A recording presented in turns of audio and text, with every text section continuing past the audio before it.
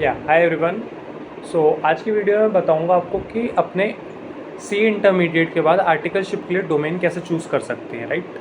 तो जैसे कि आपको पता ही होगा, 4-5 जो भी डोमेन्स रहते हैं अपने, इंटरनल ऑडिट हो गया, स्टैट्यूटरी ऑडिट हो गया, जीएसटी और corporate tax, income tax and अपना ट्रांसफ़र प्राइसिंग हो गया। तो ये सब 4-5 जो भी डोमेन्स रहते हैं, इनमें से बेस्ट डोमेन या फिर अपने अकॉर्डिंग बेस्ट डोमेन कैसे चूज़ करें, राइट।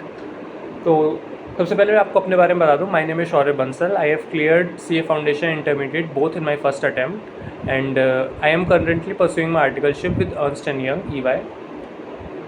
सबसे पहले बात करते हैं कि अपने आर्टिकलशिप कैसे चूज़ करने के लिए। देखो, ऑनेस्ट बात ये कि आपको अभी तक कुछ नहीं पता है कि आपको क्या डोमेन चूज़ करना चाहिए। बिकॉज लोग बोलने को बोल देते हैं कि मेरे को आइडिया है या इसमें ये करना होगा, बट ऑनेस्टली जब तक आप कोई काम करते नहीं हो ना, आपको कोई आइडिया नहीं होता है कि वो एक्चुअली वर्क कैसे करते हैं चीज़। मैंने कई लोगों से सुना है कि जिस चीज़ में आपको इंटर में मज़ा आ रहा हो वो वाली आप डोमेन चूज़ कर लो, बट ऐसा कभी नहीं करना चाहिए। बिकॉज आपको एक्चुअल में पता ही नहीं है कि जैसे ऑडिट है, आपको पता ही नहीं है एक्चुअल में ऑडिट कैसे होता है। आपने आज तक ऑडिट एक्चुअल में नहीं किया है, और जो चीज़ आप थ्योरी में पढ़ते हो और जो प्रैक्टिकल में होता है उसमें काफ़ी अंतर होता है, ठीक है। तो मेरा सजेशन ये है कि सबसे पहले आप क्या करो, आपके पास जो भी 4-5 डोमेन्स हैं उनके बारे में एक बेसिक नॉलेज गैदर कर लो एटलीस्ट, कि हाँ कैसे कैसे क्या क्या होता है, राइट। तो मैं भी आपको यही काम करूँगा कि सबसे पहले आपको बताऊँगा कि कैसे कैसे मतलब क्या क्या पर्टिकुलर डोमेन में होता है। सबसे पहले जो मोस्ट प्रेफरेबल या फिर जो मोस्ट डिमांडिंग रहता है, जिसमें सबसे ज़्यादा वैकेंसीज़ निकलती हैं, वो क्या है, स्टैट्यूटरी ऑडिट, ठीक है। तो statutory audit, no doubt statutory audit is a good domain, ठीक है।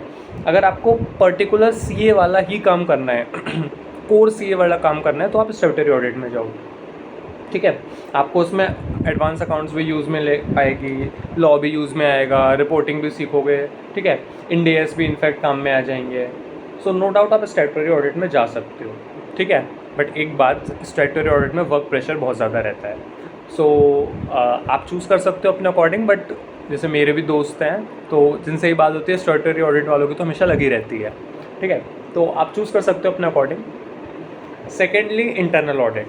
Internal audit, this is a domain जिसके बारे में मोस्ट ऑफ द पीपल को पता ही नहीं होता कि एक्चुअल में इंटरनल ऑडिट में हम क्या करते हैं, ठीक है। तो अब मैं आपको थोड़ा सा आइडिया दे सकता हूँ इंटरनल ऑडिट में हम क्या करते हैं। जैसे मैं इंटरनल ऑडिट में हूँ, ठीक है। तो बेसिकली इंटरनल ऑडिट सबसे पहले तो एक फ्रेम ऑफ माइंड के बारे में बात करता है, कि आपका फ्रेम ऑफ माइंड कैसा है। जैसे स्टैट्यूटरी ऑडिट के लिए आपको बहुत ज़्यादा एनालिटिक्स नहीं चाहिए, बहुत ज़्यादा एनालिटिकल स्किल्स नहीं चाहिए, और आपको जो भी है लॉ से आपको कंप्लाइंस देखना है कि भाई लॉ कंप्लाई हो रहा है नहीं हो रहा है, ठीक है।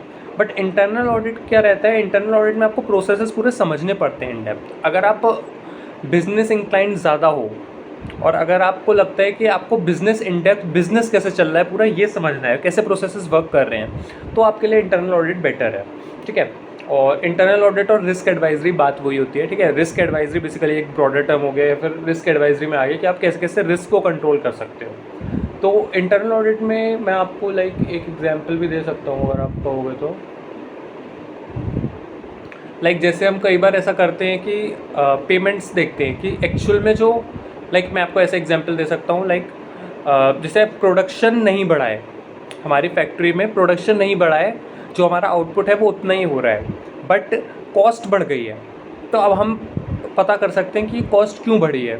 हो सकता है कि जो कोटेशंस मंगा रहे हैं वो, और जो परचेज़ मैनेजर है वो कुछ डिफ़ॉल्ट कर रहा है, वो अपने जानने वालों से मंगा रहा है मटेरियल, जिससे उसे कमीशन मिल रहा है और उसे फ़ायदा हो रहा है, राइट। तो ऐसा हम ये सब चीज़ें हम इंटरनल ऑडिट में बेसिकली चेक करते हैं। और ऐसे कई सारी चीज़ें होती हैं, सेल्स से रिलेटेड हम चेक करते हैं कि डिस्काउंट सही जा रहे हैं नहीं जा रहे हैं, और कई सारी चीज़ें होती हैं, वेंडर ऑनबोर्डिंग सही हो रही है नहीं हो रही है, कस्टमर ऑनबोर्डिंग सही हो रही है नहीं हो रही है, क्या प्रोसेसेस फॉलो हो रहे हैं नहीं हो रहे हैं, जो एक्चुअल में प्रोसेस एसओपी में लिखा है। एसओपी बेसिकली होता है कि जिसमें सब लिखा होता है कि ऐसे ऐसे बिजनेस फ्लो करेगा, तो वो एक्चुअल में फ़्लो हो रहा है नहीं हो रहा है वैसे, ठीक है। तो ये सब चीज़ें आती हैं इंटरनल ऑडिट में। तो इंटरनल ऑडिट हो गया कि आपको ऑपरेशंस के बारे में, प्रोसेस के बारे में ज़्यादा बताएगा। आपको broader business exposure internal audit में बहुत ज़्यादा मिलेगा as compare to statutory audit. Statutory audit वालों से लोग थोड़ा डरते भी ज़्यादा है एक्चुअल में, बट इंटरनल ऑडिट थोड़ा ऐसा रहता है कि हम इंटरनल लोग हैं तो हमें अंदर की सब बात पता रहती है। कंपनी की। स्टैट्यूटरी ऑडिट वालों को आप इतनी जल्दी से सब बात नहीं बता सकते, बट इंटरनल ऑडिट वालों को ज़्यादा पता रहता है, ठीक है। और ऐसे ही क्लाइंट इंटरेक्शन भी इंटरनल ऑडिट वालों को ज़्यादा रहता है, बिकॉज़ हम मतलब पूरे क्लाइंट से डील करते हैं और काफ़ी टाइम तक हम एक क्लाइंट का मतलब इन एंड आउट पूरा समझते हैं। सो इसलिए इंटरनल ऑडिट का थोड़ा सा बेटर रहता है इन कंपैरिजन टू दिस। अब मैं इसलिए नहीं कह रहा हूँ क्योंकि मैं हूँ इंटरनल ऑडिट में, मैं आपको ऑनेस्ट बात बता रहा हूँ जितना मेरे को पता है, राइट। और ऐसे ही वर्क प्रेशर है तो वर्क प्रेशर इतना नहीं रहता है जितना स्टैट्यूटरी ऑडिट का रहता है। स्टैट्यूटरी ऑडिट में वर्क प्रेशर ज़्यादा रहता है, इंटरनल ऑडिट में कंपैरेटिवली कम रहता है, ठीक है। चलो नेक्स्ट टैक्सेशन। सो टैक्सेशन में आप लिटिगेशन में जा सकते हो, एडवाइजरी में जा सकते हो, और इनडायरेक्ट टैक्सेशन में जा सकते हो आप, ठीक है। डायरेक्ट टैक्स में जा सकते हो। तो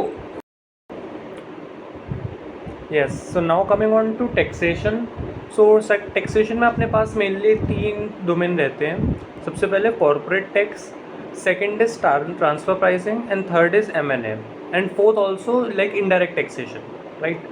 सो सबसे पहले बात करते हैं कॉर्पोरेट टैक्स में। कॉर्पोरेट टैक्स में बेसिकली आप सब डायरेक्ट टैक्सेशन से रिलेटेड वर्क करते हो। जो भी आपने इनकम टैक्स में पढ़ा है आप उसको वर्क में लाते हो, ठीक है।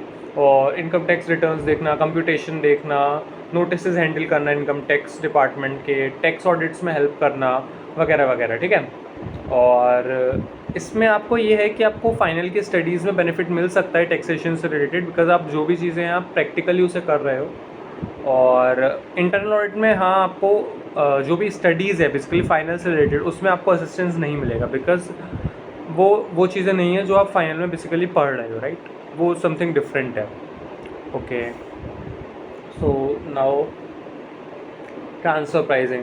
देखो, ट्रांसफ़र प्राइसिंग बहुत ही नीश डोमेन है, तो मैं प्रेफर नहीं करता किसी को भी ट्रांसफ़र प्राइसिंग ज्वाइन करने के लिए अनटिल अनलेस आप बहुत ही श्योर हो अपने करियर के ट्रेजेक्ट्री के लिए कि भाई मेरे को ट्रांसफ़र प्राइसिंग में ही जाना है, ठीक है। तो ये बहुत ही नीश डोमेन है, ये भी इनकम टैक्स से रिलेटेड रहता है, तो मैं किसी को प्रेफर नहीं करता, बाकी आपकी चॉइस है, ठीक है। इसके बाद आ गया आपका M&A में भी आप समझ लो, आई डोंट थिंक आर्टिकल्स को हायर करते हैं M&A में, लाइक बहुत ही लिमिटेड वैकेंसीज आती हैं M&A की। सो वो भी आप देख सकते हो, लाइक कंसीडर कर सकते हो, बट आई थिंक आपको अपॉर्चुनिटी मिलने वाली नहीं है M&A की। चलो, उसके बाद इनडायरेक्ट टैक्सेशन। सो इनडायरेक्ट टैक्सेशन में वही है, GST से रिलेटेड रहेगा उसमें सब, और GST returns filing, input tax credit calculations, GST notice handle करना, वगैरह वगैरह से रिलेटेड आपका सब काम रहेगा, है ना। और इसमें भी आपको थोड़ा सा बेनिफिट मिलेगा फाइनल की स्टडीज़ के लिए, बिकॉज आप जो भी फाइनल में पढ़ोगे या फिर जो भी आपने इंटर में पढ़ा होगा वो आप देखोगे एक्चुअल में कैसे वर्क कर रहा है, राइट। तो हाँ, इसमें ये भी आप चूज़ कर सकते हो, बट आपकी अपनी चॉइस है। Basically most important is like your own choice. Basically आप अपने आप को कैसे समझते हो, ठीक है। आप अगर अपने आप को समझते हो कि भाई मैं मोर एनालिटिकल हूँ, मेरा दिमाग लगाने में ज़्यादा इंटरेस्ट है, तो आप इंटरनल ऑडिट में आ सकते हो, ठीक है। और लाइक आपको अगर मान लो आपको पर्टिकुलर है कि भाई मेरे को GST में ही जाना है या मेरे को इसी में ज़्यादा इंटरेस्ट है, तो आप उसमें जा सकते हो, है ना, ठीक है। अब एक और कॉमन प्रॉब्लम आती है कि बिग 4 लें, मिड साइज़ लें या स्मॉल साइज़ लें, ठीक है। तो सबसे पहले बिग 4 की बात करते हैं। तो नो डाउट आपको बिग 4 की ब्रांड वैल्यू मिलती है, जो एक मतलब लाइक कंसिडरेबल फैक्टर है जो आप कंसिडर करना चाहिए आपको। और एक्सपोजर मिलता है आपको बिग क्लाइंट्स पे, बिकॉज बिग 4 के पास अच्छे क्लाइंट्स रहते हैं, तो आपको एक एक्सपोजर मिलता है कि हाँ, आप बड़े क्लाइंट्स पे वर्क कर रहे हो। बट बिग 4 में 2-3 बातें रहती हैं, लाइक सबसे पहले आपको वर्क प्रेशर ज़्यादा रहता है बिग 4 में, और सेकेंडली कई बार ऐसा हो देखा जाता है कि बिग 4 का कल्चर इतना अच्छा नहीं है। सो कल्चर की पे भी काफ़ी डिपेंड करता है, like it depends on team to team, but हाँ, कई बार ऐसा रहता है कि बिग 4 का culture is toxic, so mind it. Mid size firms, देखो ऑनेस्टली बताऊँ तो मेरे से पूछोगे तो लोग मतलब कहते हैं कि मिड साइज़ ज्वाइन नहीं करनी चाहिए, या फिर मिड साइज़ आर डेड, या फिर उसमें इतना एक्सपोजर नहीं है।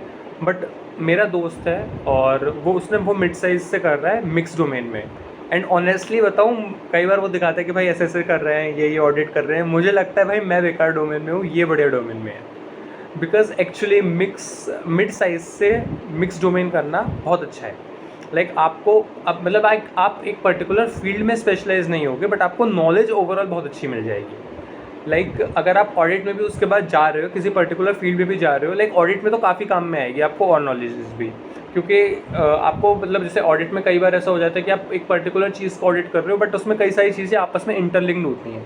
तो जब आप मिड साइज से करके आए होगे, आपने 3-4 जगह वर्क कर रखा होगा उन सब चीज़ों से, तो आप कहीं फंसोगे नहीं, राइट। तो एक ये रहता है मिड साइज़ का। और मिड साइज़ में भी अगर आप अच्छे रखोगे तो आपको डिसेंट क्लाइंट्स मिल जाएंगे और बेटर लर्निंग मिलेगी। और मैं तो प्रेफर कर सकता हूँ कि हो सकता है आपको बिग फोर से ज़्यादा ही लर्निंग मिल जाए, कम नहीं मिले, because mid size is also very good. और मेरा जो दोस्त काम कर रहा है, ही इज़ इन सिंघी, मूरे सिंघी, आपने सुना होगा। सो वो बता रहा है भाई मेरे यहाँ तो वर्क कल्चर बहुत अच्छा है, तो उसका वर्क कल्चर काफ़ी अच्छा है। And but it depends on firm to firm, कुछ का बेकार भी रहता है और कुछ का अच्छा भी रहता है। So it depends on firm to firm and partner to partner, ठीक है। और स्मॉल साइज़, कई दोस्त मेरे स्मॉल साइज़ में भी कर रहे हैं। और स्मॉल साइज़ में आपको ये बेनिफिट रहता है कि अगर आपको अपनी ही प्रैक्टिस खोलनी है तो स्मॉल साइज़ से आप कर सकते हो, बेटर रहेगा। एंड आपको मतलब क्लाइंट इंटरेक्शन आपको पूरा एक क्लाइंट होगा जो आप पूरा हैंडल कर रहे होगे, ठीक है। ऑब्वियसली वो इतने बड़े क्लाइंट्स नहीं होते हैं, बट आप पूरा क्लाइंट मतलब हैंडल कर रहे हो, सब कुछ बेसिकली आप ही कर रहे होगे। सीनियर बस आपका एक बार चेक करेगा एंड दैट्स इट।